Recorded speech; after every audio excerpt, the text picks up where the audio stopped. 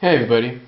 You know, there's a video on YouTube here where people talk, well, somebody did a countdown of the top 5 favorite Rescue Ranger episodes or moments or whatever. And I'm talking about Chip 'n Dale Rescue Rangers, of course. You can probably see that. But I don't think I've ever had a chance and opportunity to kind of talk about what my favorites are. My top, not my top 5, but my top 10 are. And I actually happen to have the list right here, my favorite top 10, because this is a list I put together for my Best of Chip 'n Dale Rescue Ranger DVD a few years back. You see, what I did when I created that is I went on the Acorn Cafe website and I asked people, and I think I even went to the Chip 'n Dale online website, and I asked people their recommendations, what they felt were the top 10 episodes. And by going by what they judged on what they said, ironically, a lot of them were almost in the same category as mine. Basically, they were about the same. That was kind of funny. That was kind of really ironic that some of them were in the same category. Basically, you know, they enjoyed the same ones that I did. Now this is going to kind of be like going backwards, because you see the first one I have on here is going to be like number 10, and then the last one is going to be like the number 1. So let me start out now before I run out of time, because you know I don't have the unlimited time limit on my YouTube account. So let's take a look, shall we? Or let me mention them and explain why. Number 10, my number 10 favorite Rescue Ranger episode is, of course, the movie.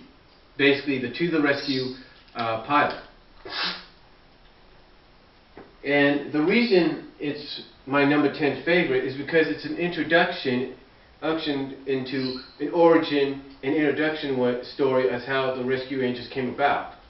It kind of shows how they met, how they started out as just, you know, Chip 'n Dale wanting to solve the crime on their own and working through these personal problems, basically, you know, like Dale wanting to have fun and all that, to the point that they ended up getting, as their journey continued, as their adventure and the quest to get the Ruby back continued, they met up with new friends and soon-to-be teammates like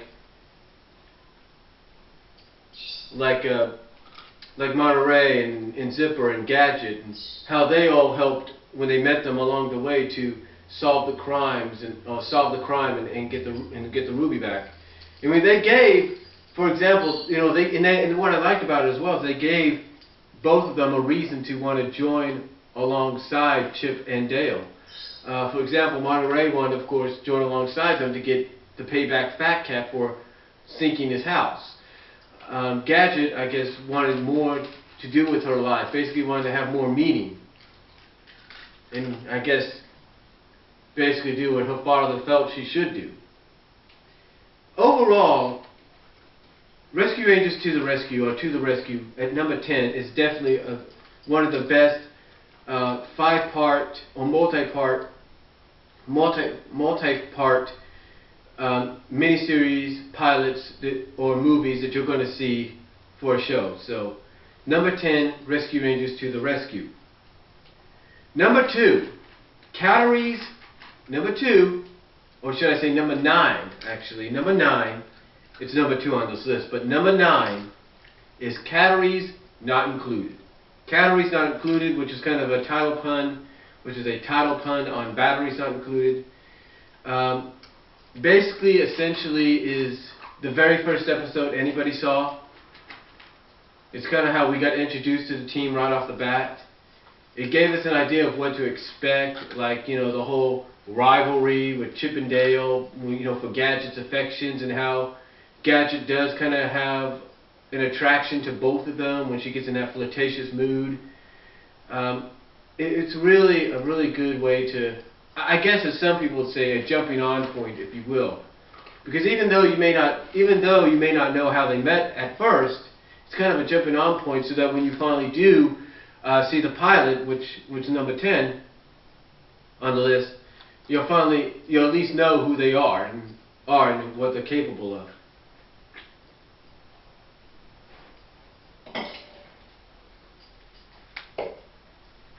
Now, and I also like the fact that they did use this to also introduce us to one of the more established villains in Norton Nimnol. So it's really cool. It's really a good episode.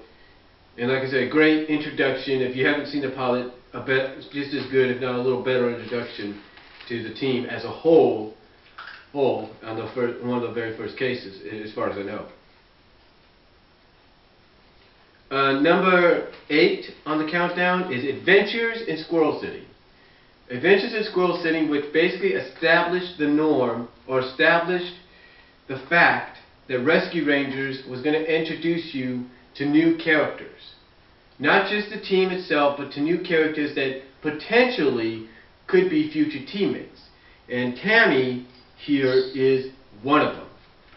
And Tammy, I'll tell you this, her debut really made you feel as though she could potentially be a Rescue Ranger. I mean, I love the fact that she wanted to do whatever it took to impress Chip, not just because she had a crush on him and she was heads over heels for him, but due to the fact that she wanted to prove to the rest of the Rescue Rangers that she was ready. I mean, I love that kind of that interaction. I like the fact that, you know, it takes the Rescue Rangers, the rest of the team, to make Chip realize, look, Tammy's doing what she's doing because she likes you. She wants to help out because she likes you. Don't you get it? It's like to me, it's making Chip wake up and realize, oh shit, you know, maybe there is more than just me trying to propagate Gadget. Maybe there is more, maybe there's somebody that wants to be with me. So, and I love the growing up perspective as well with Tammy, how she kind of grows up and realizes that, yeah, she is ready, but maybe she's not totally ready. So, definitely check that out. Again, it established the norm that you could expect new characters to join alongside the Rangers in the fight against crime, if not just for one episode. Number 7 on the countdown is Carpet Snaggers. I thought this was a very unique episode because it was kind of different in a sense that it made you think that magic was being involved, but it was actually science. I thought that was cool. I like the interaction between Gadget and Monterey, and how Monterey is always thinking it's magic and it's superstitious, and Gadget's like, look, there's got to be more to it. I love that. I love the interaction when they show up at one of the areas or one of the homes that's targeted possibly to be robbed.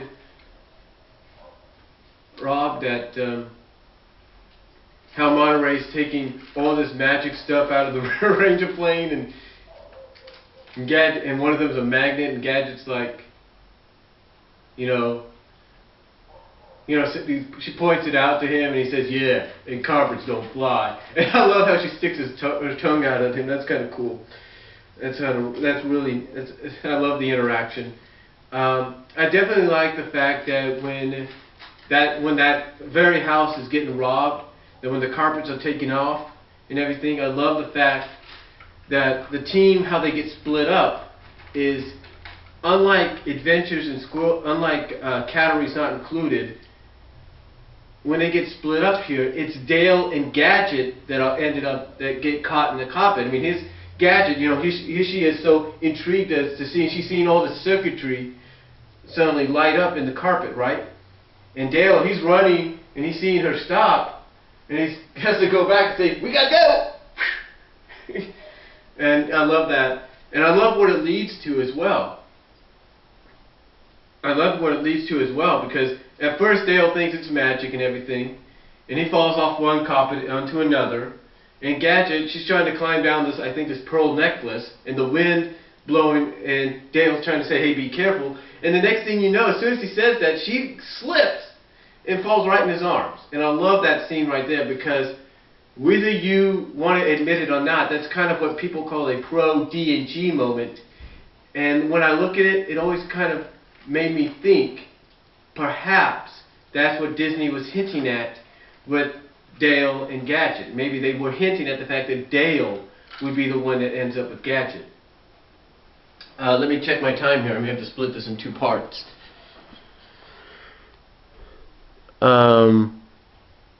Okay, I got about 5 minutes. I think I can try to finish. Or 4.5 minutes. But anyway, I love that. I love that, and I love how they kind of, like I say, they kind of hint at it, maybe tease at the fact that they wanted to go in that direction when they first began. So overall, it was a fun episode, very fun. I love the one part where Gadget's trying to use her makeshift magnet and on all the carpets on the mansion, and when suddenly the mansion itself gets basically taken up in the air because the Rangers nailed down all the carpets. They kind of did a compromise. And I love when she uses her magnet, whoosh, you know, her hair just sticks up like it's been gelled or something. It's so cool. Overall, very, like I said, very fun episode, and definitely worth checking out. What was that? Let's see, 10, 8, 10, 9, 8, 7, 6. Number 6 on the countdown is Case of the Cola Colt. That's right, Case of the Cola Colt. I believe. Yeah, let's see. 1, 2, 3. Let's see. 10, 9, 8, 7, 6. Yeah. Number 6 is the Case of the Cola Colt. And this, my friends, is a very, very good episode. It's a very good episode for development, because it basically it's a Gadget episode. Basically, it's a Gadget episode, and basically, it's making Gadget kind of doubt herself, because she's wondering if maybe she's losing her touch, and maybe if by losing her touch, she's worthy of even being on the team anymore. It even has her temporarily leaving the team, and temporarily leaving them, and then possibly joining up with this Cola Colt, only to find out later on that most of the other inventions that she did, like the Gyromobile and stuff like that, are all falling up. Like the Gyromobile, which was obviously looked okay, had fallen apart due to a rebel, a renegade in the Colt named Bubbles. And it was a great story development, great character development for the Case of the Cola Colt. I love how when she finds that out, it kind of helps her regain her confidence and makes her realize, you know what, I am worthy of being part of this team, and you know, I may make mistakes, but I'm not as bad as I think I am. A really great episode for character development, definitely worth checking out. Alright, number 5, Mind Your Cheese and Q's. Very fun episode as well. It basically focuses on the fact that Monterey's obsession with cheese can sometimes put his friends and even himself in danger.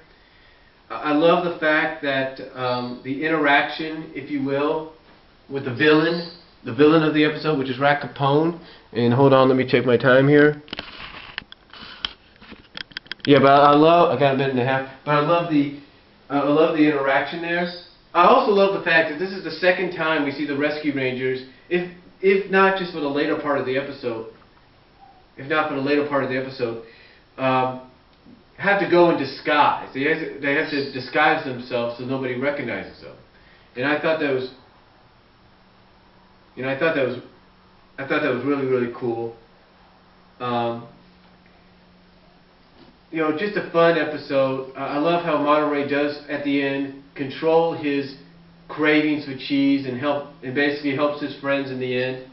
It's really, again, a bit of character development there, but it also kind of shows that if you have an obsession, you can conquer it. And again, I love how they kind of had the characters, disguise themselves, because this was the second time this has happened in the series, and the second time that Gadget wore the red dress and the heels and the necklace and the bracelet and the makeup and all that. Only exception was the wig, and I'll get to that later on when I come back with part 2.